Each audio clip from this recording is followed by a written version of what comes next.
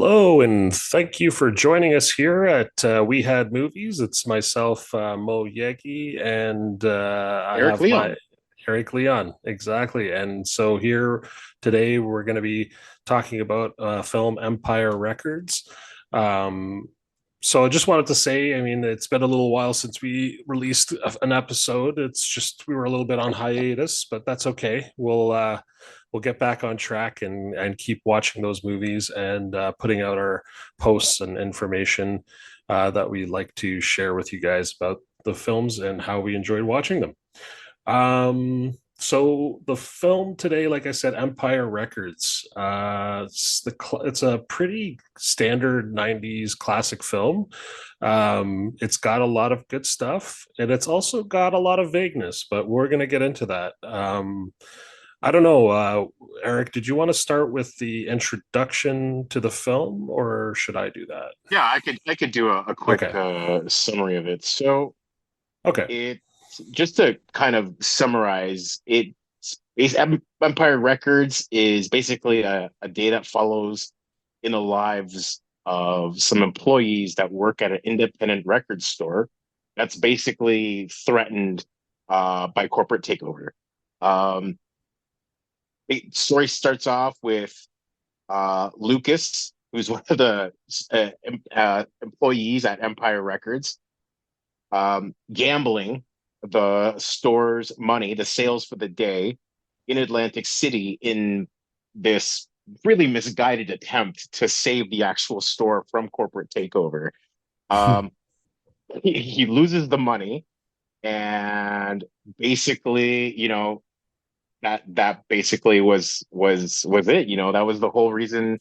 The money was basically what was keeping it independent, right? We don't find that out until a little bit later, but um yeah, it everybody's scrambling to make money Mhm. uh so that they can keep the store afloat. Now throughout the day you get introduced to the group of employees, um including Corey, who's played by Liv Tyler, Gina, who's played by a very young Renee Zellweger, AJ, and others. And they're all dealing with their own personal dramas as well as their own hopes for the future. Um, Corey, Liv Tyler, she's basically on track to go to Harvard, um, while at the same time, having like this secret crush on one of the employees and vice versa. Um, Gina, on the other hand, is kind of like it's kind of hard to describe Gina. She's very confident in herself. Um, well, also, although you'd think, but at the same time, not so much. So as the day goes on, it takes place on Rex Manning Day. Rex Manning is basically this washed up singer from the 80s who's basically visiting the store for a signing event. So they're expecting lots of people. They've got all this promotional crap up that's showing this guy's face. They're playing his horrible video nonstop on loop. I mean, you can tell the employees think he's just a piece of work because of the way they react to his music and such. But yeah, it's the trials and tribulations of these employees on Rex Manning Day and everything Mhm. that happens on this day. Um, and it all culminates in this huge after hours concert that they set so that they can save the store, raise that money that was basically gambled away at the beginning of the movie, so that they can keep the store independent, buy it from their corporate overlords, if you will. Um, it is a great movie for people who have the nostalgic feelings about music stores and record stores. It's very much. I mean, now there's a because of the of resurgence of vinyl and cassettes and CDs. I mean, you're seeing a lot more people visit these shops. But for the longest time, because of online retailers for music or even streaming, I mean, we've seen the fall of the music store. right? I mean, I used to go to music stores religiously growing up to, find the latest CDs, and I definitely noticed when they started disappearing from the malls. And this movie is a great example of what happened to those stores. Yeah, I mean, definitely it's a film that definitely wants to talk about um like the ever-changing world, and times change, industry changes, uh the way the music is listened to is changed significantly, and all these things can be reflected from watching this film. The thing is that I find that us as movie viewers watching this film definitely absorb, or at least infer or understand a lot more out of the film than there actually is being given. I would say. Yeah, So like if I was to give like a little bit more on the summary of the film, like you said, like you have this vinyl record store. Obviously, the name of the store is Empire Records. yep, Lucas, who's the guy who's supposed to be responsible for closing that night, and you're only informed of this like right now. Like you don't right as soon as you start the film. It's like, oh, Lucas is closing. I guess Lucas is closing, and then right, we realize right away why Lucas shouldn't have been closing, because he takes the money, as you said, and decides to gamble it, and assuming that he could win maybe more money to help prevent the store from being sold out, because he doesn't want the man to own the store. He wants it to be their exactly. own, so they don't have somebody telling them what to do and how to do things and yada yada yada. So that's the big fight here. Um, there's a lot of teenage angst felt in it. I feel like the writer who wrote this story really really misses being a teenager because there's a lot of outbreaks with the actors that are just like over the top emotional outbreaks, which I can feel is probably the best part of it, because that's where you can feel like, okay, these are definitely teenagers working in a store, and not like adults. Uh, and then at Yeah, they this definitely still wear their emotions on their sleeves, right? Like they're Yeah, very so that part I thought was well done. I thought like the way the characters, it could be on the actors themselves, but like they definitely portrayed the characters as teenagers for sure. That they definitely, bottom line, were irresponsible little shits, and doing whatever they want to do, and right. supposedly being responsible for taking care of the store. Now I don't know if this movie is reflecting what it's like to be in a record store, or if it set a precedent for future employees of record stores to be shitheads. But like it definitely has that feeling, like I've seen it before. Like I've seen this record store before. I know these people. I recognize these types of people. Yeah, You I mean know, they really made sure to get every type of people that you mhm. could possibly know, right? The kind of every personality type that you could possibly find at a record store. They made sure that each one of those people was an employee, right? Yeah, and just to add to like the main plot, you defined it really well. It was overall it's about this Empire Records that needs to be saved from the corporate man. Really, it's just this the current boss just wants to take over and own it for himself outright and own his own business. And that's really what's going down. That's the bottom line. And these teenagers believe that if he's the one responsible, then things can stay the way they were, and people can we can all be happy. Now, the troubling part is that there's also all these subplots of certain characters that are planning to move on from this anyway. So it's like, Yeah, why are they interested in keeping the store the way it was when they're not going to be there? And there's a few underlying subplots of has to do with like all kinds of different ranges of problems with teenagers, like yep, being overly sexualized, being put in situations of depression, dealing with Suicide. suicide. So yeah, so definitely there's a lot of good like subplots in there. And at the end of the day, it's really just about, yeah, like you said, like what is like what it is to be a teenager and what does it feel like to be selling out to the man, I guess. And what is that? Mhm. And they're trying to define that in a way, but I feel like just as much as we tried to do that as teenagers, this film failed to do it as much as we do.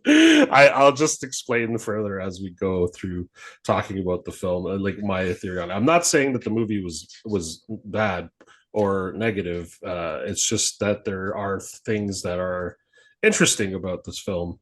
Mhm. So, I mean, just to start off, just getting into the back the backside of the story and how it felt to me. I remember as a child, or not maybe not as a child. I was more like around probably grade 7, grade 8. I remember watching this film. I think we were on a bus ride to Montreal. It was like a school trip or something like that. Mhm. And it was this movie accompanied with Dazed and Confused. And I think it's because these movies came around about or the same time in the 90s, even though Dazed and Confused is about the 70s. So that's why I didn't really want to touch on that film too much because it's a little bit of like a film of about a film about nostalgia. So it's like, Yeah.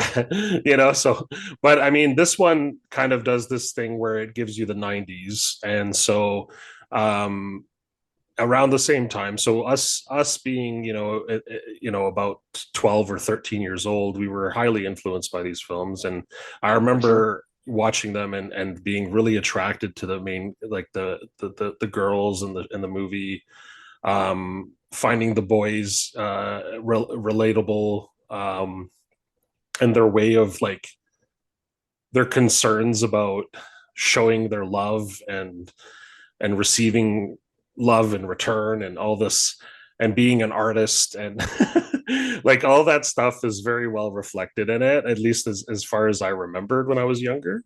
And Mhm. so I definitely remember liking it a lot as a kid, like you said. And then also it was that whole thing of the record store. And now I didn't really get to grow up the the way, like I definitely we had record stores growing up, but I Mhm. definitely got more of my music from people who were like from like older siblings of my friends, right? Yep. Like they would influence us with their music and then we would listen to that, and then we get an idea, and then our parents as well had a certain record collection, so Sure. we'd Yep. listen to that music sometimes. And then out of all that, we kind of got like this kind of eclectic taste for music, which I find this movie really does reflect really well. That in the 90s, it wasn't about one genre of music, it was about all the music all of a sudden Everything. Absolutely. being interesting all at once, and people who work in record stores accepting that there's different genres of music, and sometimes you just got to have fun with it no matter what it is, right? And so I think there was a lot of fun with that in this film. The thing I found with it too, though, with the music, talking about that, is that it like every scene had music in it. Like every bit of this was just like as if you were in the record store, because all you hear Absolutely. nonstop is music. Absolutely. And it was different music, almost like you said, like you're in a record store actually listening to like Mm-hmm. different music that you would come to expect from being in an actual record Yeah. store, you know? Yeah, so that stuff definitely made it feel like a day in the life of a record store. However, the major plot for me was like so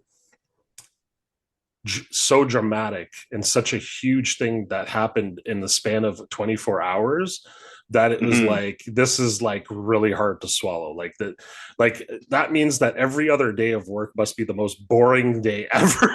Right? because Exactly. because like there's this day, like everything happened, like everything that could happen Everything that could have happened happened. Yeah, happened. exactly. Yeah, so it was very, like very much a film trying to wrap everything up in a nice little bow, which is fine. I mean, that's again what a lot of filmmakers had to do in the 90s, especially with like, you know, only working with like an hour and a half to make a film, Hmm. and stuff like that. So films didn't generally run for 2 hours, and then I wouldn't have watched this anyway if it ran for 2 hours, definitely. So I think it had its niche in that time period, and I think it has certain things that are fun to watch about it, but only to me now is a little bit funnier to watch. Like it's almost like in an ironic way, because it's, Absolutely. yeah, it's got like little jokes on teenage behavior. Yeah, exactly. Yeah, yeah, yeah. Yeah, yeah. So yeah, like what do you remember from like like growing up with this film I specifically? think, well, for one thing, it exposed me to certain music. First of all, Hmm. one of the most memorable things I remember is one of the characters' introductions to Guar, and Hmm. for me, that was my first introduction to that band, and I always kind of, I mean, it was never somebody that I was actually into, but I always kind of had like this fascination by this group that like literally dressed up as monsters and like played music. Like it was just kind of wild when you consider at the time people were doing that and people thought it was crazy.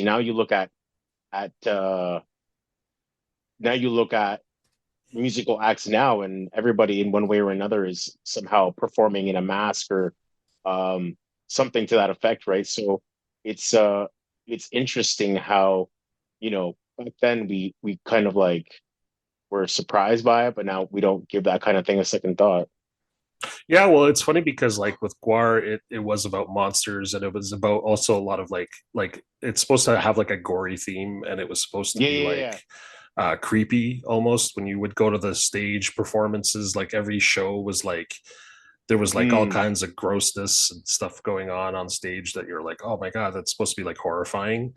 But I remember it's funny because I recently was looking them up because of this film, and I came across an interview with Guar where they were explaining the reason why they do what they do, and they were all dressed in costume during the interview as well. yeah, yeah, And of they're and course. they're and they're you know they're saying that the reason why they're doing it is because like it seems that humans are love feeding on entertainment that is specifically, and I mean like things that are happening in the real world, like war and people being killed and tortured, and this stuff seems to fascinate people to the point where they're actually watching it on the news and eating it up. So they're like, why not make a Right.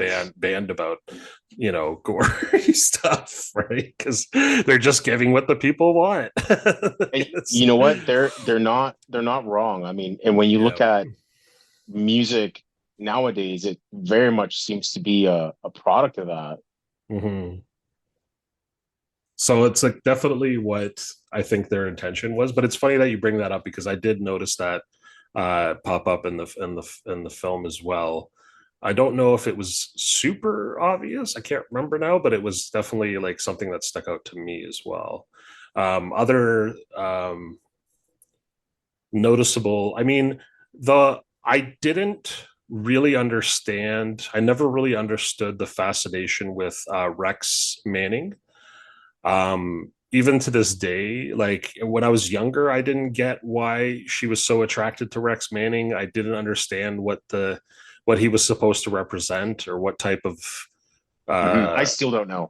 yeah, like I Like guess if we're trying to compare him to like a real artist, like who would we compare that to? Like a Rod yeah, Stewart or because something like that? Because I'm just something trying like to that.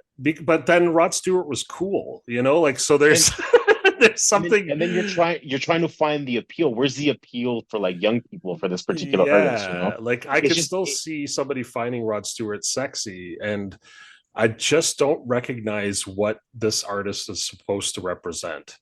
What is the type of music they were trying to show there? And I don't know if it was supposed to represent like pop artists, but I'm assuming that's what it is, and maybe like a George Michael character, but not gay.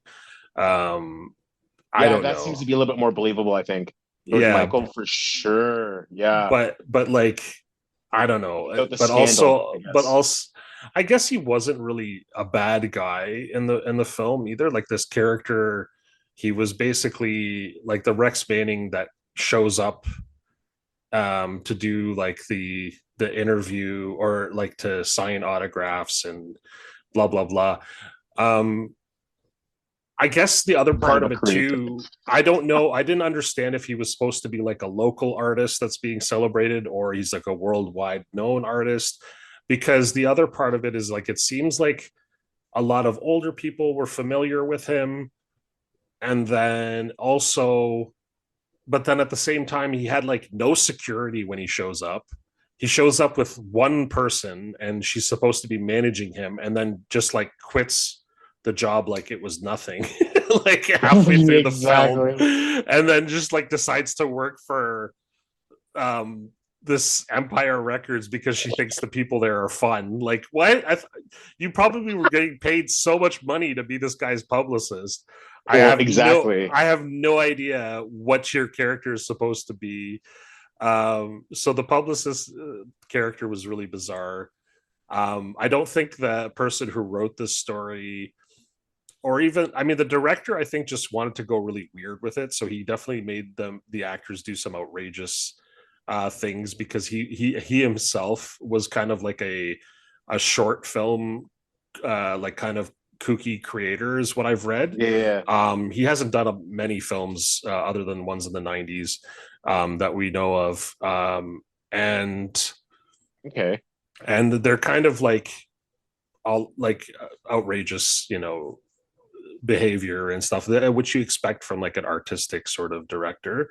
But the I think the writing though was a little bit like weak in the sense that like the story had a lot of plot holes, and one of them for me Oh, for was, sure it did. yeah, what for one thing for me it was just this like um this Rex Manning character and how I don't think they read enough about or like did enough research about when somebody comes to show up at a record store to sign, like how big of a deal that is and like how much work is goes into that and what's necessary.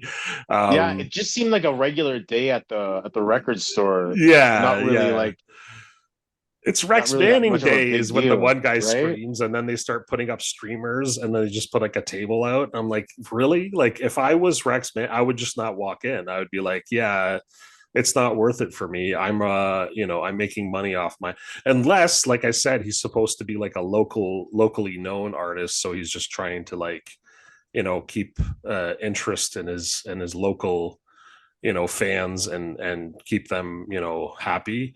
But I just, otherwise it seems really bizarre that somebody who's celebrated nationally is just like showing up by himself with just his publicist, It at it a random was record store. Yeah, bizarre. definitely. And I mean, it wasn't weird though for like Liv Tyler's character, where and I forget what her name was in the movie. Corey. Corey, yeah. So I remember that like I like Corey finding something sexually attractive about a guy she's seen a lot of times on TV. And again, that's again depending on the level of this guy's fame, right? But even then, like she hasn't had sex before. She finds this, this person, she idolizes this person because there's a bit of like a dream that goes with being a teenager when you think about having sex with someone, is also this dream of like this person taking you away and Well, that's making just it it. She make and be romanticized the right, and it's supposed to be the whole romantic thing. and he's supposed to fall in love with her and it's supposed to be a whole thing. And so she tries to come on to him, and then at some point in the film he basically I mean, he's actually pretty decent of a guy. If for out of all the characters, like it really made no sense to me, but he was pretty like, are you sure you want to do this? Because like, Right? and then he was like, okay, I guess. And then she just kind of like didn't like that because of course it wasn't romantic the way she was dreaming it was It going to wasn't be. the reality. The reality of it wasn't what she had actually expected, right? Expected, yeah, she thought And he I would think, like whisk her off and her feet and he would be in love with her, and yeah, the end. it, But it very that's much felt it very much felt like one of those like don't meet your heroes type of moment, mhm. Yeah, it was right? definitely don't mean well not only that, it's that sometimes the dream is better than the reality, right? Like it's like you rather just you should just hold on to that fantasy, and sometimes it's better to not go on the other side. Because like Hmm. once you open that door, you can't go back, to the fantasy or the thing that made you feel good about it, right? Well, exactly. So and so that's a bit about that character. Gina being so Renee Zellweger was in this film and she plays the role of Gina, and I guess she's supposed to be the slutty girl, but to be honest, maybe in the 90s this was a very slutty person, but now like Gina is a saint. Like like she's not having sex with everybody. She had sex with one dude in the film, and it just happens to be this guy, and she only did it out of revenge against her friend for being such a To get prude. back at at Yeah, at Corey, basically. yeah, Yeah. yeah, and telling her that she's better than, like acting like she's better than her. And so and I totally get how she is hurt by Liv Tyler's character, by Corey, but I didn't understand after he had sex with her that everybody in the room started attacking him, because it wasn't like he forced her, or it wasn't like, you know what I mean, like it was a consensual relationship as far as we understood. Yeah. So Well, absolutely it was. It was a consensual yeah, encounter. There's no question about that. so it was really bizarre how everybody just kind of turned against Rex Manning. It was like, you're a loser, get out of here. It's like, okay, but I Right? have nothing to do with your drama or like her fight Right? with her friend. Like what This am is I kind of just supposed like, to like not have sex because she likes her? I don't understand. No one told me this. Like no one came out and said, "Hey, you don't have sex with her because she's a little bit, she's doing this for revenge," or you know what I mean? Like it's like there yeah. was never that conversation. So I didn't understand why everybody got mad at him. So that, yeah, that was a bit confusing. So just overall with the Rex Manning character was like a little bit all over the place. So um I mean, yeah. I get that the whole movie takes place under the whole banner of it being Rex Manning Day, but it did feel a bit I don't know, unnecessary, I guess. Mm, yeah. Or not unnecessary, but it would just been more, again, I would assuming that they haven't been bought out yet, right? They're not Music World yet, or whatever it's supposed to Exactly. convert to. And so, why did they choose to have a Rex Manning Day if none of them like him? You know what I mean? Like Exactly. it just I guess, made no sense to me, other than like to bring more people to the store. But why they would have planned this like months ago? Like it wouldn't have been something like, oh, hey, tomorrow we should just have a Rex Manning Day. At least as well, far as I exactly. understand. Although as far as we know, this record store has only existed for 24 hours because that's the length of that's the film, right? Like Exactly. it exists within these 24 hours and then it just disappears out of reality. And so looking at it from that perspective, in that time loop, then it makes sense. But otherwise, no, it's just really, I don't know. It's kind of confusing. I would have expected they would have introduced like a rock band or maybe a rock group, and it would have been like one of the musicians Yeah. was something that that would have been more of a real film, but then that would have been a more it wouldn't have been a fun film like this one is. It wouldn't have been um it would have had a little more depth as far as the story goes, but Mhm. it wouldn't have been this film. So but again, the Rex Manning thing made no sense to me. I'm not sure what that character was supposed to be, and it definitely makes me feel like the writer, it was a female writer as far as I know, um must have had some crush on maybe some Rod Stewart character or something like that. Some artist some at some point. Yeah, yeah. So um other characters that I'd like to talk about is definitely the Lucas character, because from start to finish he's kind of does this kind of blase da it's not how you're supposed to say it, but blase sort of attitude. Um uh and he seems to be reckless, but for no reason. Like it's like if your intention was to save the record store, like even then they show him he goes and gambles and then he decides to roll again even though he already doubled the money. That to me was super confusing, because I was like, if you're just planning on getting more money to help the store, why didn't you just Yeah. double the money and It, leave? Like it seemed what was that ego trip? And so it's like almost like this character is supposed to be addicted to gambling, but then they don't ever bring it up again. They don't like it's well they bring up the fact that he did this again, but I mean, like, they don't really bring up that he has a problem that way. It's just like, yep, oh, Lucas went and did something weird again. Like, right? okay, but what? He went to Atlantic City and then gambled all the money, and everybody seems to be like whatever with the rest of their day, all like, yeah, we might as well work hard and get people to pay for stuff again, even though we just lost $9,000. Yeah, So they kind of glossed over that. yeah, like it was very, very weird with the Lucas character.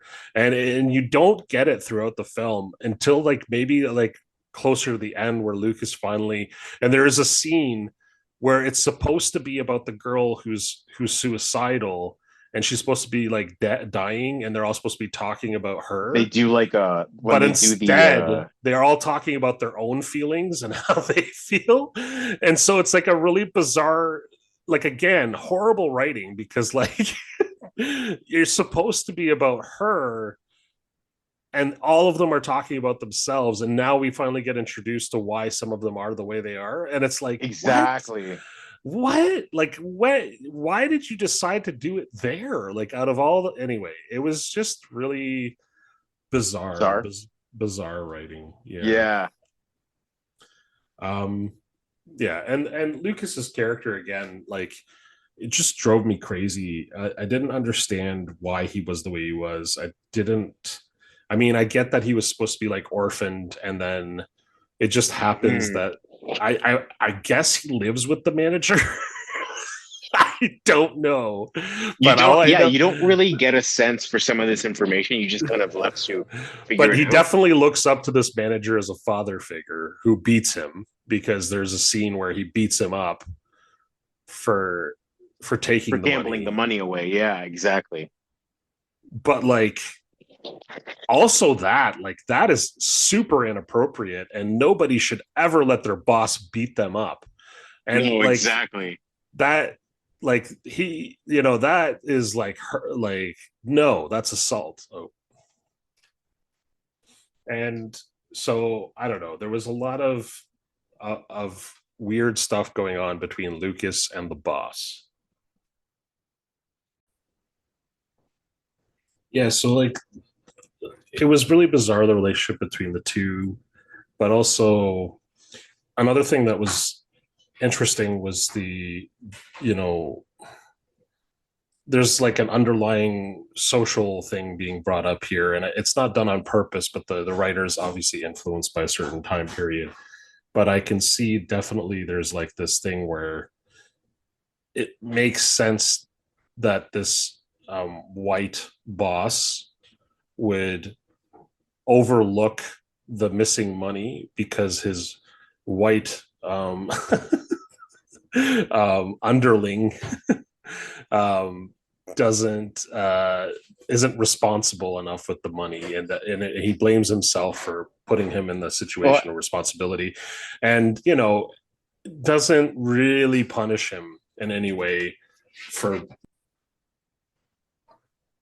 So he doesn't no, he really doesn't. punish him. Yeah, sorry, go ahead. He doesn't, not in any meaningful way. What does he do? He makes him sit on the couch for the entirety of the day.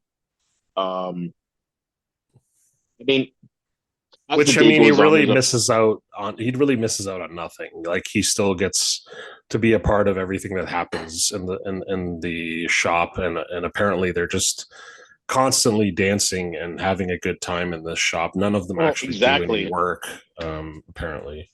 Well, no, he does have the one girl that is suicidal. He has her do his taxes apparently because there was a scene where Joe, who's the boss, and this and of the store, Joe goes up and finds that character. I forget her name now in the story, but the same actress that was in The Craft. Yeah, yeah, yeah, yeah.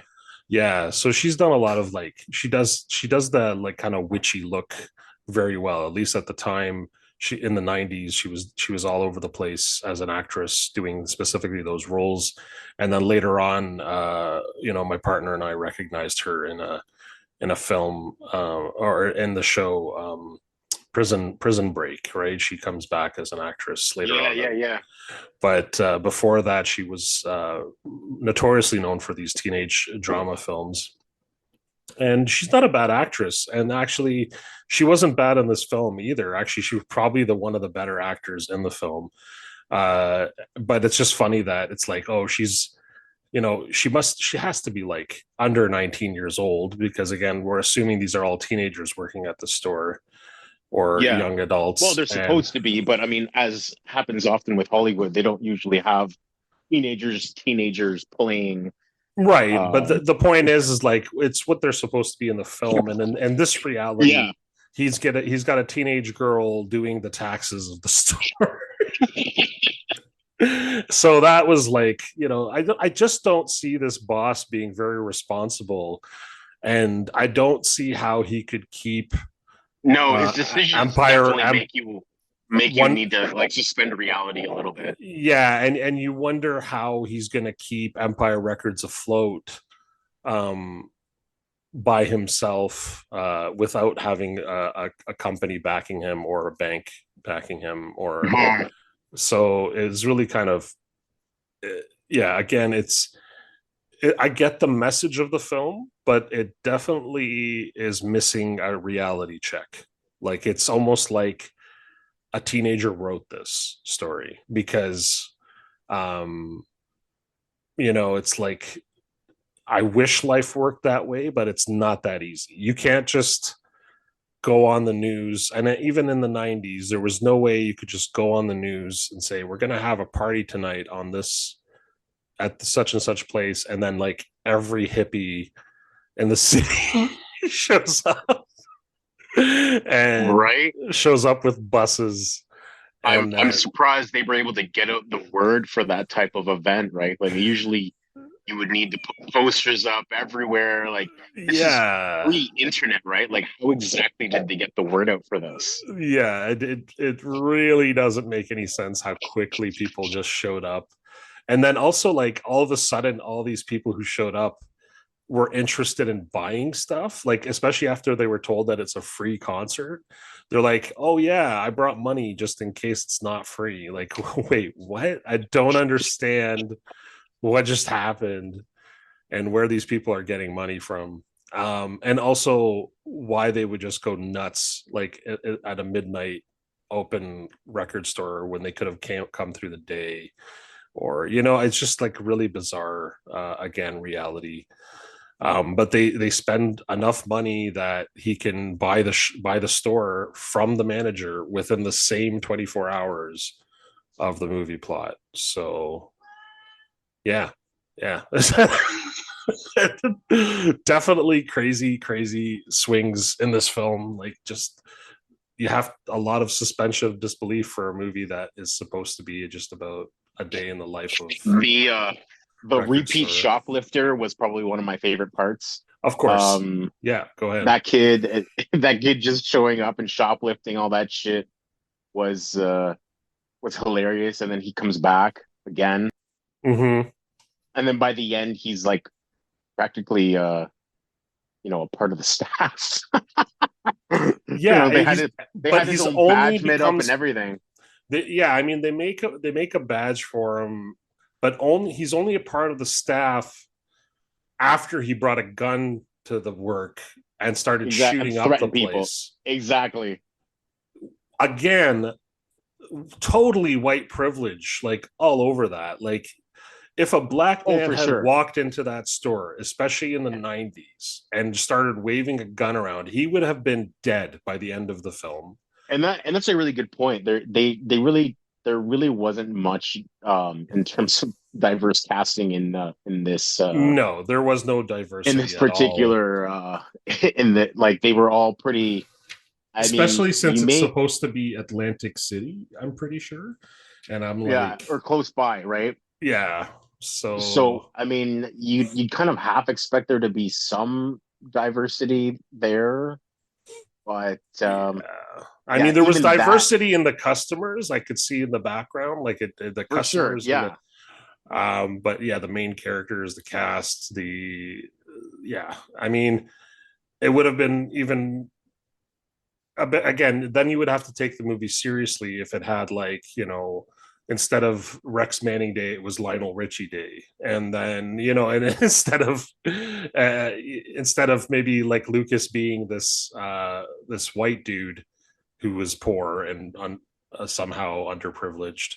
Um, like, what?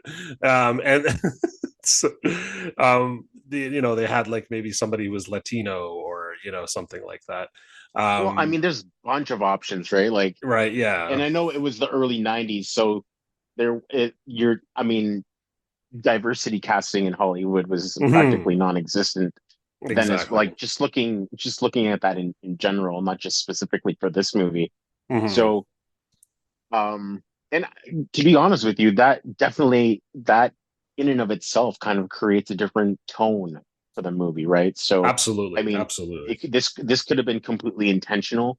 um I mean, they haven't these teenagers, they're seemingly teenagers, they had enough of problems as it was.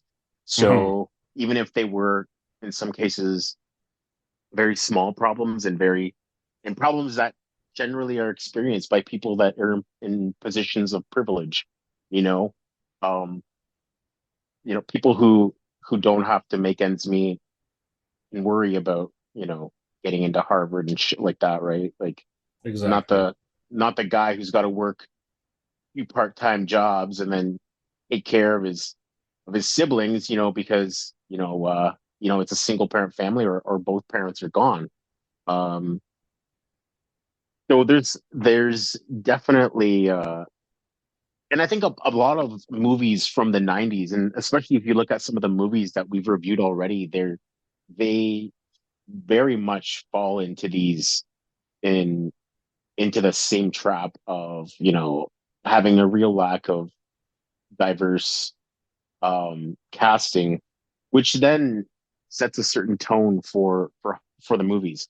Now, having said that, I think what we're seeing nowadays in terms of movies and really seeing diverse casting. Now, I don't think this is intentional by Hollywood. I think this is just a product of people taking it upon themselves to carve their own lane, right? Like if Hmm. there's no path for you, you can either follow the paths that are set out or you carve your own path. And I think that's what a lot of BIPOC creators have done is they've kind of taken their destinies into their own hands and made their own production companies, their own studios, and what have you. And I mean, just look at the success that Tyler Perry's had in in the industry. Now, I'm not Mhm. saying his movies are great by any stretch of the imagination, but this is somebody who's kind of taken um, power into his own hands and said, "Listen, there's nobody that's going to do this for me. I got to do this for myself." Right? And he did it, and he's helped a lot of people along the way in being and allowing them to do stuff like that. Now you've got guys like Jordan Peele now, who's got his own production company, and this is just a product of what we've seen. Like people given an opportunity to create, and I mean, the success kind of speaks for Yeah, itself, in my and opinion. what's interesting about it with the newer direction films are going with diversity is that it's like you said, it's not just the casting, but it's also the people who are creating the films, the directing, the Absolutely, writing, you're not just and talking about and you're it talking gives about you a variety of uh, uh, I guess conscious thought and like a variety of information and ideas of how the world can be viewed, and absolutely.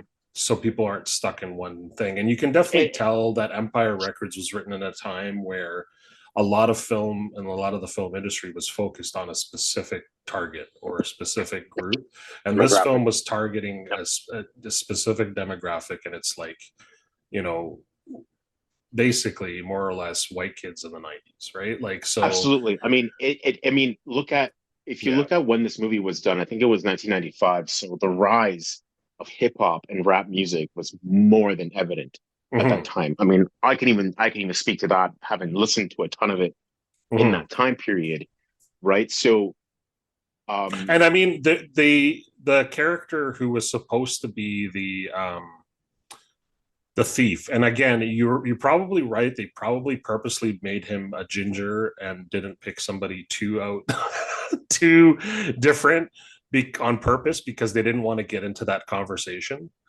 absolutely, um absolutely. But because again, again, he's the if you can't just have like another colored person walking around waving a gun in the air, stealing um records, even, right? stealing records, right? So at least if it's a white kid who's underprivileged, um they can be like, oh, I understand, like he probably has having a hard time. But it was very telling that he was the guy Yeah, that was stealing the rap records and shit like right, that. right. So So, rap I music mean, influences kids to steal and to right? use I mean, guns. obviously, that was a narrative that was very much pushed in the early and mid '90s by a Yes. lot of people, by a lot of people. The whole sticker of explicit content, that little label that appeared on uh, on CD cases, like a telltale sign of music that kids shouldn't be listening to, right? And for Yeah. me, if anything, I was more drawn to that CD because it had that explicit lyrics Yeah, label and on it. I mean, Um, and that's the thing. So that person was supposed to be the character that listens to rap, and exactly. but they made him the character that is the most flawed.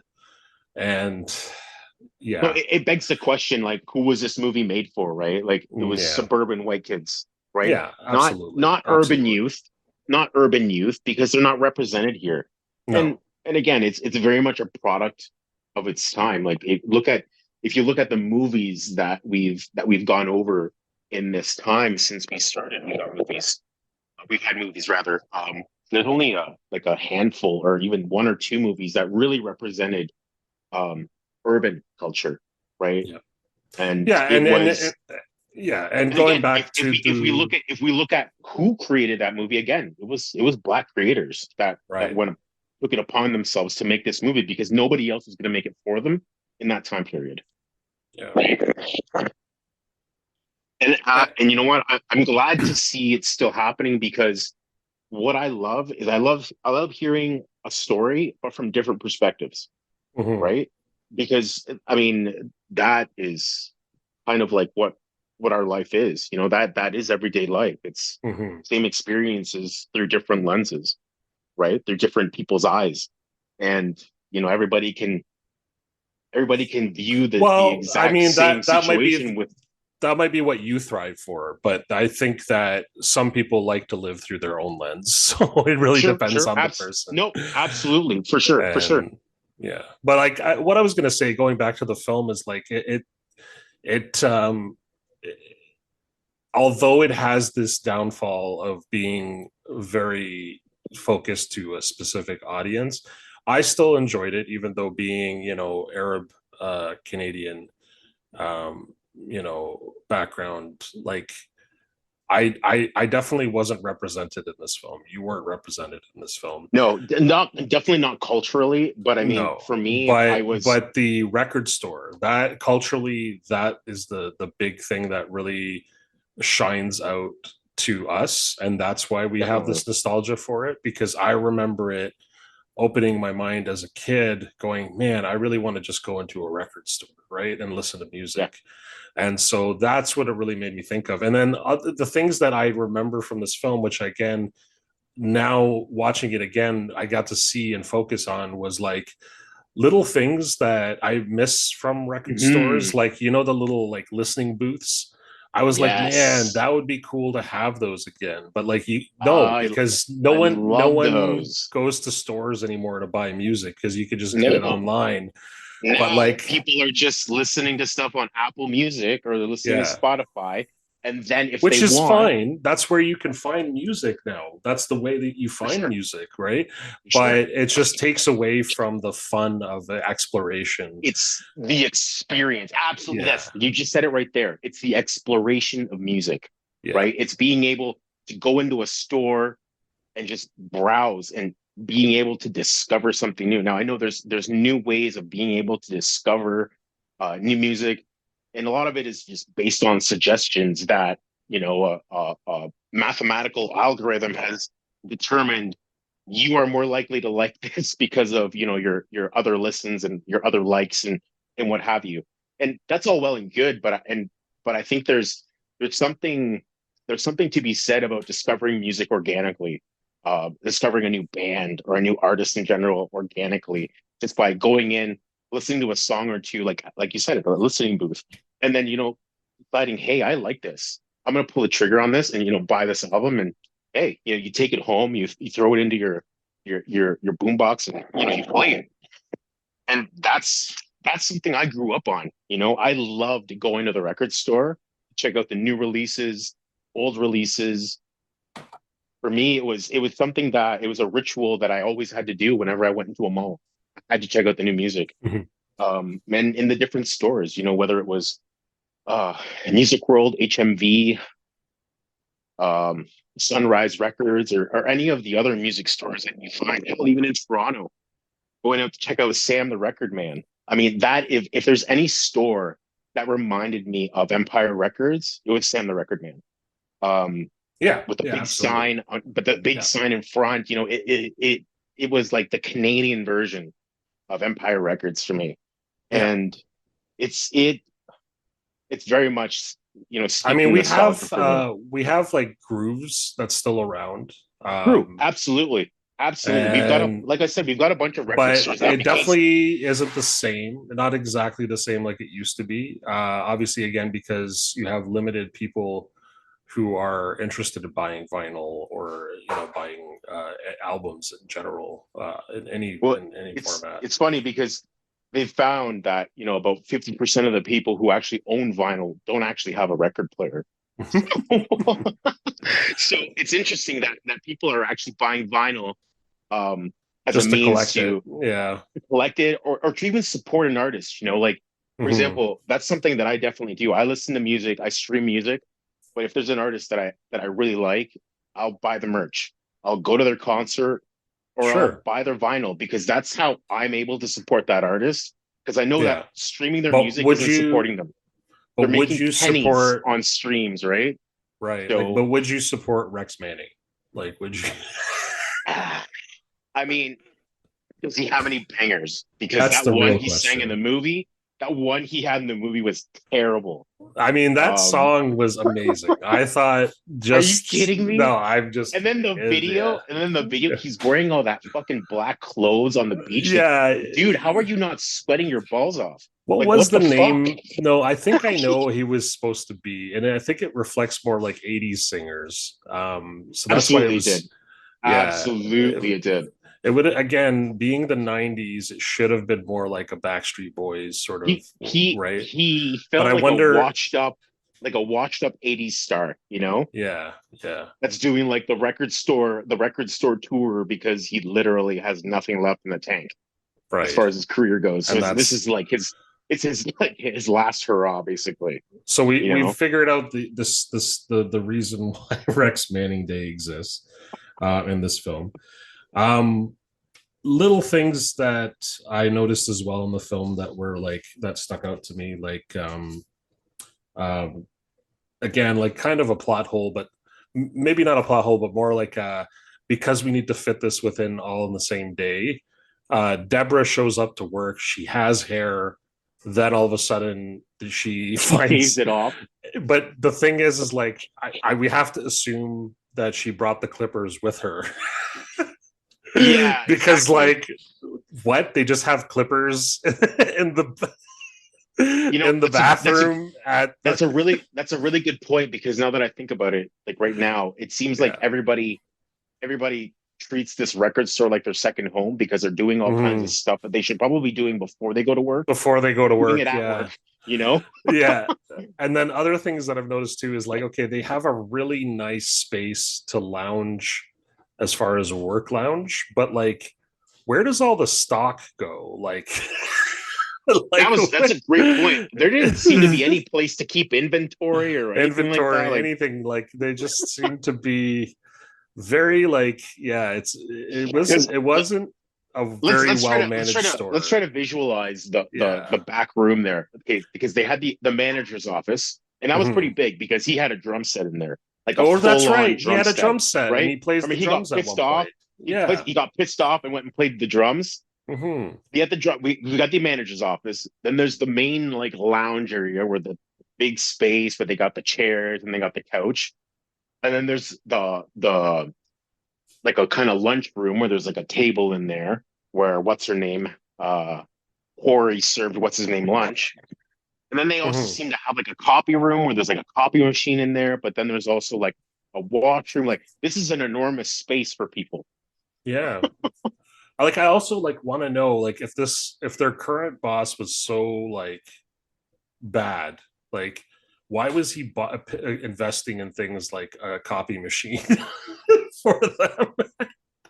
Like there are some things that I'm like, oh, so he just lets him have a drum in his office, or like even though they're not owned by the big corporation yet, you still have this guy who's supposed to be narrow-minded and is planning on selling off the store, and he owns the store, and he seems to have no idea what happens in the store at all. Well, I mean, it was closer to the end of the movie where we actually find out more about this guy, and like he had Yeah. no interest in owning this music store, No, right? and So it was that's the kind of thing too. He had no interest in owning and running the store, but also he had no like he had no idea what was happening in the store ever, no, right? Like no, no. it was almost like He was completely clueless. He was basically he was all he was interested in is just collecting the like yeah, which is the normal for a money for the guy. week, you know? Yeah, it's like it's normal for a boss to be that way, but at least they would have like certain things where it's like, okay, this has to look a certain way They have an to idea as to what they're doing in their customers. business. Yeah, yeah. um, but I mean, as I guess as far as they were doing well and making money, I guess he didn't really care. And I guess that's the idea we're supposed to be getting from it. But again, there's a lot of little holes in the story. Like if they weren't doing so well that he had to sell it off, like to begin with, like what is $9,000 going to make a difference? And um, but yeah, there was a lot of that, and then like he gives them a big plastic can of money at the end that they seem to have collected from people donating because they liked the free concert, which we'll get into in a second. But so first of all, like he doesn't bother counting the money, and it could just all be $1 bills. Like we know how American money works. Yeah, exactly. So like, what did he really get from that? So he really just like threw in the can, like just like, yep, I'm done. All in a day's work. I sold the company. Bye. And then leaves. But yeah, so that was really bizarre. The kid shooting the gun in the store and then getting a job there, that was really bizarre. Like that makes no sense to me. There was no way that this person would ever get hired at any place after shooting a gun and around people. Like that is super irresponsible. And he learned nothing from that, right? Like all he learned is that Hmm. he got arrested and then a slap on the wrist for being a minor. And like it made no sense. He, Lucas, the only repercussions were physical abuse from his boss that's supposed to be his dad figure. And then yeah, so sitting in the middle of the room. now another character that we barely touched on because I was not interested in his story at all, and it was AJ. And AJ is in love with Corey, Corey. but it makes no sense why he's in love with her because he has no chemistry with her whatsoever. No, Throughout none the whatsoever. entire, and like at least try to display the chemistry in the story at some point to make them seem like they like each other. But it does kind of like in a way, it again, if this movie was like mostly doing things on purpose to make me feel a certain way, then I would believe that she purposely wanted us to see like this teenage boy um reacting like a real teenage boy, like falling for a girl that he barely even knows, doesn't even really talk to. Mm. But then they could have also displayed that in a completely different way as well. Like at least show that Liv Tyler shows no interest in him, never talks to him really. And then all of a sudden he comes out of nowhere and says, I love you. They could have done it that way. And then that would have also been an interesting characteristic of teenagers because that happens, right? Like where a boy thinks he's in love with a girl but he doesn't confront the girl he's got a crush on, right? So that to me makes more sense than, oh, we've always been friends and now I'm in love with you, but there's no Yeah, chemistry, but there's no it chemistry. Yeah, it just, was just kind of came out of nowhere. Yeah. it felt really cringy. Mm-hmm. The whole thing, it felt kind of forced. Like Yeah, everybody forced. had their, Exactly. everybody had their story, um, their own little sub story in this movie that kind of set them apart from everybody else. And I guess this was AJ's, but I guess he got the short end of the stick because his story sucked. Yeah, Um, his story was bad. And then at the end too, like she's still going to Harvard. Oh yeah, and Corey's addicted to speed, by the way. Like yeah, well, that is randomly thrown into the story as well. We know she's that taking was pills, but the only because at outburst. one point they showed a scene where she's taking a pill, and like seconds later, that's explained by the fight that they have, and she's like, "You're taking speed," and then throws her speed all over The fight that they have was intense. right? That Super was intense. something And they're else. That screaming, was and she's like, that was a legit, that I could feel that. I know it happened, that scene yeah, was filmed like years ago, but Jesus, I could still feel that now. yeah. It Liv was Tyler going nuts like a teenage hands. girl. That was really well done. I don't know if I would say that was good acting, but I definitely think that the director wanted Renee did a wanted good job her. on that scene right there too. Yeah, he wanted He them to like, confronts her. yeah, go like off the chain. Definitely, he was like, yeah, just go super emotional, and they were like, Just go for yeah. it. Yeah. No, Um, they did really good in that scene, but at the same time, it kind of felt. I mean, don't get me wrong. There were everybody was kind of dealing with their own shit, but it yeah. this felt like another level over Mhm. everybody else's stuff, right? Because it was really raw and it was just a straight up confrontation in front of everybody. So it Yeah, was and I just kind of like thought you're right. Like that was really powerful of a scene, but for like the story being what it was like, it's not oh, necessary. yeah, so It unnecessary. kind of But felt like again, if it was on purpose, because teenagers do get unnecessarily over the top and emotional, I understand, but it seems like it just kind of came out of nowhere. Yeah, exactly. Because like again, we just literally in the film, you just literally found out she was taking pills to begin with, and then seconds later, it's explained by a scene. It's like almost everything in this film is like that. It's like plot hole, and then explained seconds later by a random scene. Like it, but like only because they need to try to like wrap it up as much as they can. Right, like Mark's character, who's also kind of vague. I guess he's supposed to be a stoner because there's at some point his friend brings him brownies, but they don't really say what's in them, but you assume that it's magical brownies, so he must be having stone like pot Yeah. brownies. And then he's like watching rock stuff on his own, and he likes heavy metal. But like he also likes other, like, I don't know, they're all kind of weird with their music taste, which is fine. But like, yeah, so there's that. And then going back to the Corey character and the kind of out of character stuff. Well, she's going to Harvard by the end of the film. And then he's like, oh, by the way, I'm also going to Boston to go to an art school. When in the 24 hours did you get confirmation from this art school that you That were you're going to the art accepted? school? Yeah, like you mean you've just decided that you're going to try going to an art school because you don't know that. All you know is that you want to go to Boston to follow her like a stalker. So really, like there's no real story there. So again, yeah, AJ's story was awful. Is like they're trying to also make him seem like an artist throughout the story, and I get that for younger girls watching that movie, they probably would have found him attractive, like a young teenage boy that he's supposed to be, but with the long hair and whatever. But like to me, it was just such an empty character, and he was not interesting at all. And then his art was also stupid. Like he glued quarters to the ground, and Oh then my God, just to annoy people. And then the yeah, fucking kid starts trying to get them off the ground, the shoplifter.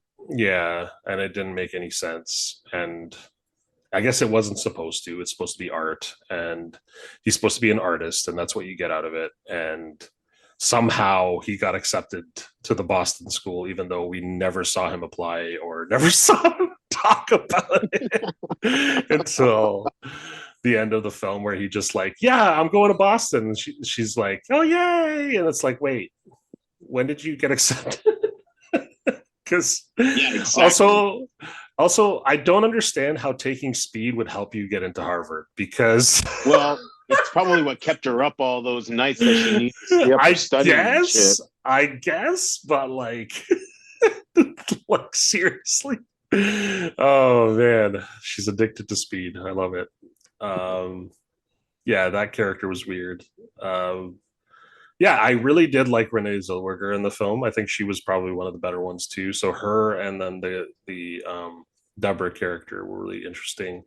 I didn't understand the dynamic with that other dude that showed up later on, who's I guess supposed to be Deborah's ex-boyfriend, and they broke up. And I think that's what you're supposed to get out of it, and that's why she tried to kill herself. Oh, But right. The but guy they that looks like he's in a never hair metal band. explain it. They never go into depth about it. They just kind of let it be what it is, and it just like, yeah, I just didn't understand what he was supposed to be in the story, or if she was in love with him or wasn't.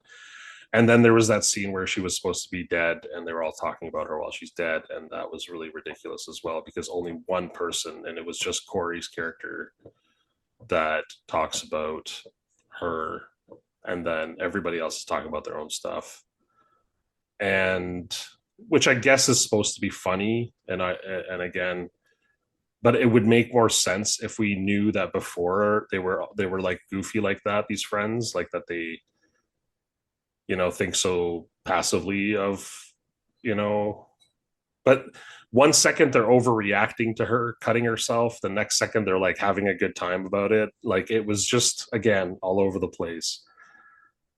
um the publicist character, just, again, Kind of makes felt no like an afterthought. yeah, totally felt like an afterthought. I liked that actress, but she's just sitting there and she's like, "Oh yeah, these teenagers are right. I should just work at a record store because Rex Manning has horrible music." Wait, what? You just decided that after working for this right? guy for years? You didn't realize that before, when Yeah, you were his publicist. yeah. And then finally there was the show at the end, and the thing that stuck out to me about that was Renee Zellweger. And I mean, she didn't do a bad job singing. She was fine. Like as far as a punk band goes, like she was fine. But there was something weird about her hand movements. She kept doing this thing where she would flop her hands in front of her when she was dancing. Like I didn't understand. Like she just kept doing this Muppet dance, and it was like really bizarre. And it was just like, stop doing that, Renee. Stop. I think it's supposed to be her being nervous while she's singing, but I didn't get it. Like it was a lot. It was a lot of hand movements, and yeah, there was that. But yeah, out of all the things that were odd about this film, it really does make sense to me why Rotten Tomatoes would give it such a low score. It's almost like less than 3 out of 10. Um, it just doesn't have much of a story. But again, No, like I mean, but like you said, like if you take out everybody's like little sub story, it doesn't really leave the movie with much. no, Um, yeah, so I and mean, that really did it. It's really like a day in the life of these angsty teenagers who work in a record store that they want to try and save. yeah, and I And and I, then the and I really saving don't. part I seems to be kind of an afterthought. even the grander scheme of trying to like give it to the man as far as this movie was trying to go, they really didn't succeed in doing that either, because they just had to do the corporate thing and buy the store, and then you know what I mean, like they I really mean, didn't succeed in doing the guy anything. the guy got his money anyway, right? Yeah, Because so they bought the store from him. So like, who exactly did you stick it to? Because the guy who yeah. wanted his money got his money. I mean, yeah, the store didn't go corporate, but I mean, like, But I feel how like they long is would have that? had better Realistically, benefits. how long is that going to last for, right? Like I get where Joe was trying to like do something for himself, but like he is also very negative um, influence on these kids, because these kids should know that if they were under something like a larger corporation, they would get better benefits, they would get decent pay, because it would have to be like legal. Right, like it wouldn't just be, what do we have left in the cash register? Like it would have to be like, so they would actually get like some privileges, more so than disadvantages from being under a larger Absolutely. record company. But the film was about sticking it to the man, so it's like, if you can make on your own in your own business, then do it. I agree to a certain extent, but also they didn't show how much hard work that goes into that, right? Like they really didn't. Because No, they kind of like I gloss over said, that. they showed a teenage girl doing the taxes. They showed a guy who's high on pot brownies taking money over the counter. Like like It it was seemed just a disaster. Yeah. it really seemed like they glossed over a lot of, like you said, the actual work that goes into running something like this. Hmm. Which kind of gives you the sense that running the store was really an afterthought, right? Like Yeah. it almost seemed like a place for these people to hang out and um yeah, have a good time. Yeah, so if the story is about anarchy, then I would get it, but it wasn't really that either. Exactly. So yeah, all in all, it wasn't. Yeah, it wasn't the best movie, I would say, but it also wasn't the worst. I still, like I said, enjoy the nostalgia. I still enjoy seeing these actors and their younger versions of them doing these roles. Actually, Renee Zellweger was very surprising to me. I always forget how she started and as an actress when she was younger, and Hmm. yeah, this one definitely makes her shine, as far as I can tell. And it's unfortunate that it's surrounded by a lot of like shoddy film work, I would say. But Yeah. and but at the end of the day, yeah, there's some really good highlights. you still have you know, some interactions between the characters that are funny. um I don't know if I find Joe beating up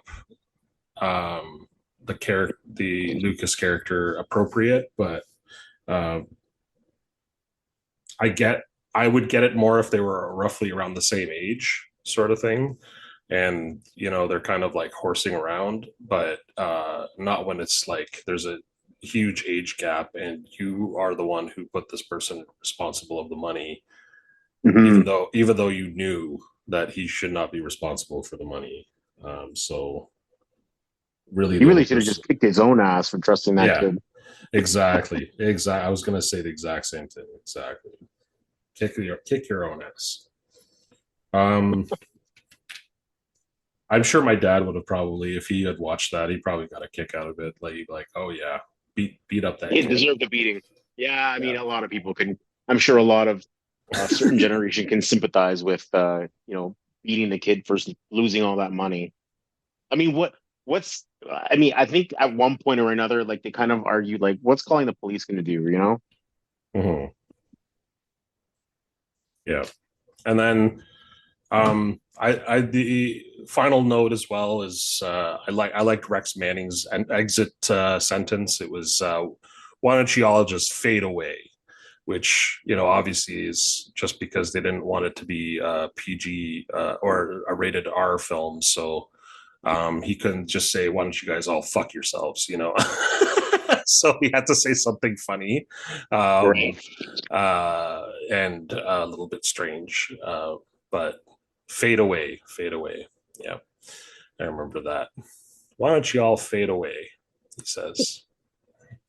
Lame. Yeah, but I mean, I don't disagree with him. I feel like they should all just fade away. I mean, they're like, I don't see the future of this store. Like, I do what I do like about 90s films is that they did tend to leave a lot to your imagination still. So and I find now with a lot of media, especially TV, especially movies, you know, The Boys, all this, like they just like to get really graphic now and show you all the things you can do with computer graphics, and just go all out, just like go crazy with it, just like ripping people to pieces and body parts flinging. And I find that almost now like too much, and I feel like some stuff needs to be left to your imagination. And I think that's what I enjoy still about these 90s films, even though I can criticize this film quite a bit. I would still Hmm. say that what I did do like is that it does. And as a teenager watching it, I remember it so much more vividly, and I remember the characters being so much more. But now, as an adult watching it again, obviously getting less out of it, but still remembering that I had made up a lot of the story. You know, like I connected the dots in my head and I made the story flow to me, right? To make sense to me. And so that's Hmm. where I think there's still something about that with those films that I enjoy, is that they leave some of it to your imagination. You still get to make Sure. your own assumption of where the future of this place is going. And my reality now, like as a kid, I probably would assume, or as a teenager, I probably would have just assumed that I would have loved the happy ending. I would have loved the fact that AJ got to be with the girl that he wanted, and you know, just accepted the fact that he's going to art school. and and he's moving to Boston, and he's, you know, they're gonna live their life together. And I would have forgotten about the fact that now there's two employees that won't be working there anymore, so he's down already two people in staff. Hmm. I would have, you know, totally, like, you know, but now looking at it from being an adult and having worked in the world, I'm like, man, this is a sham of a store. Like this store is going to fall apart. You have an irresponsible boss who hangs out with kids because he's got FOMO, and you know, and it's just like, you know, he doesn't have actual adult friends except for this publicist now who also wants to be a teenager, and she's now working at the store apparently. And so there's that, and like so it just kind of like doesn't give you they try to wrap everything up nicely, but like at the end of the day there's a lot left to question. Like you're just like, where is this going to go?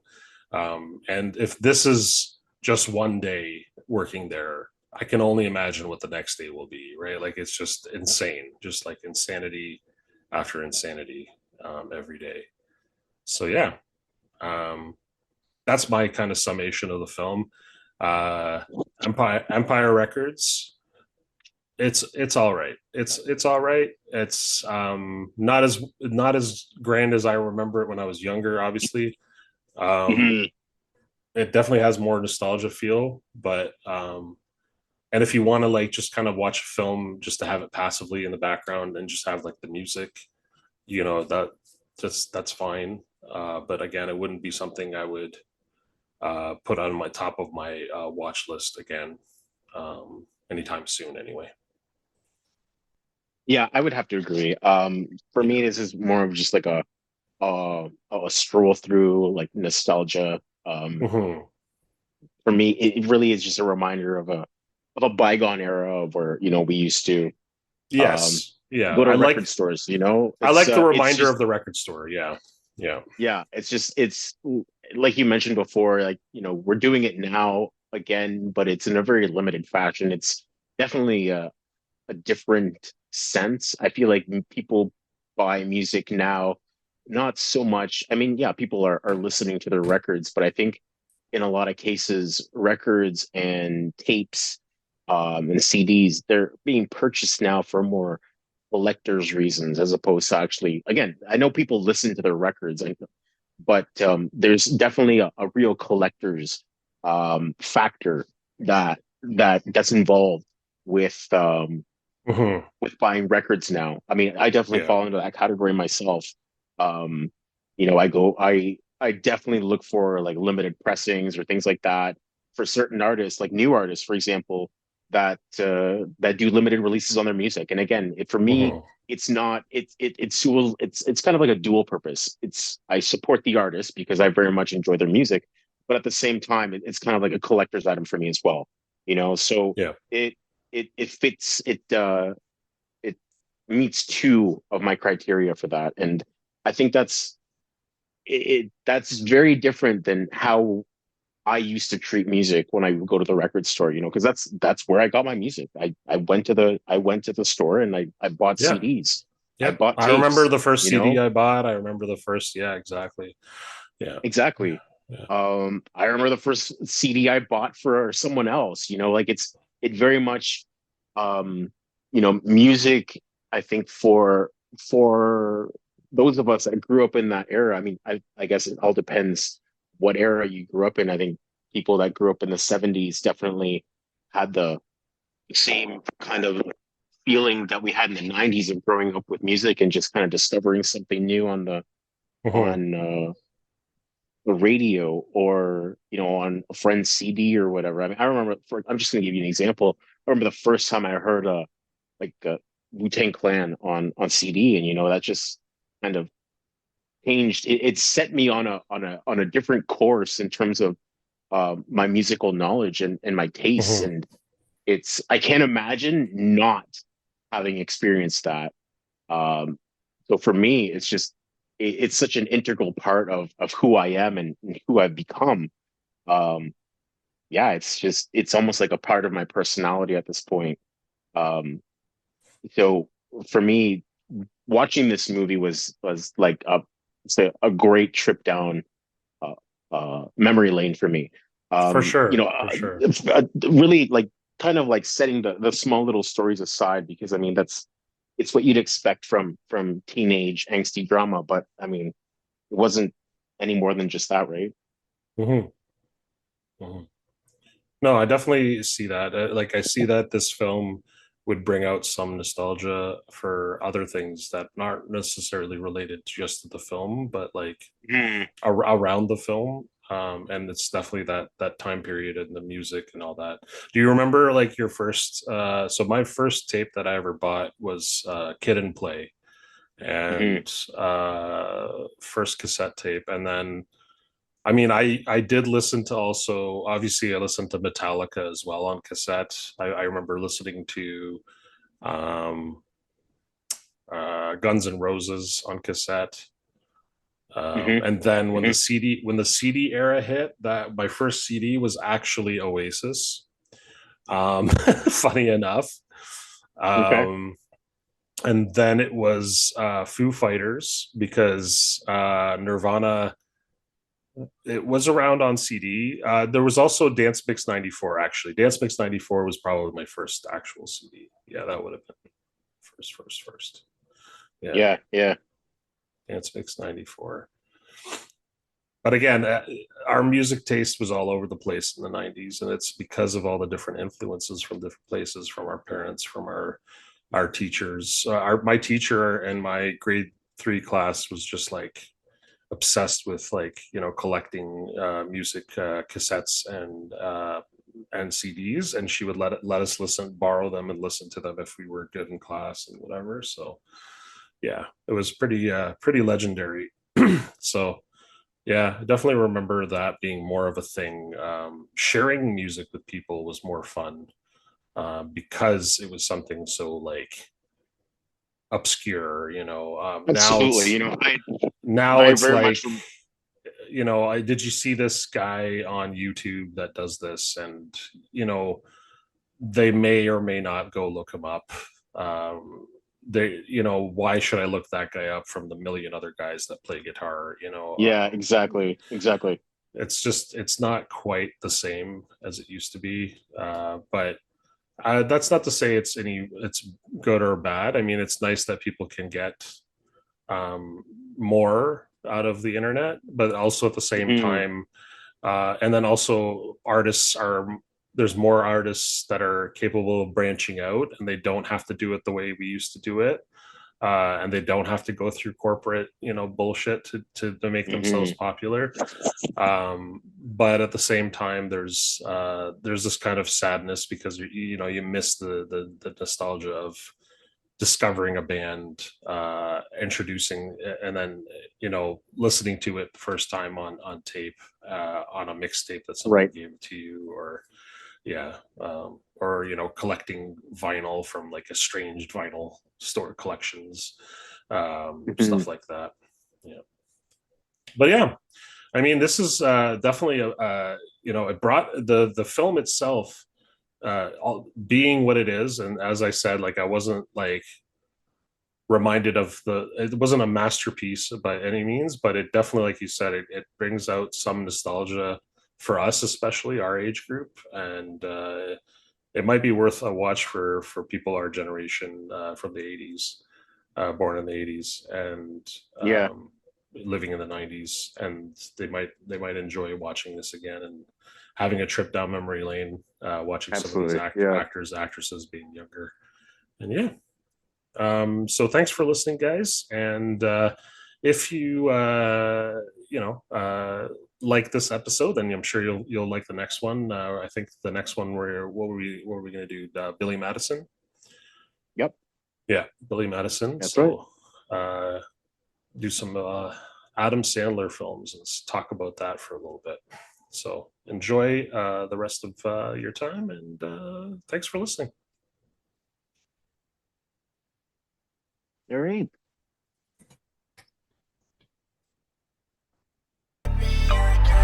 Gimme that in the city cheer. Double round in my whip, itty bitty, looking pretty chill. Put my shades on, you ain't even seen it yet. Man, I'm so fresh, and you know I'm always spelling cheer.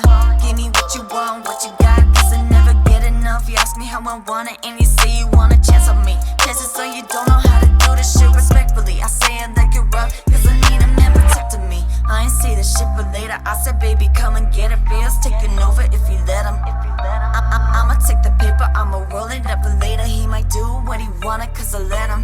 Give me something that I'm never gonna forget, because baby, I'm the only one you gotta impress. I won't take any more, and I won't take any less. I'm the queen in this, you know I got the finesse. Give me that, give me that, give me that. Give me that feeling. Bring it back, bring it back, bring it back. Like when we were young.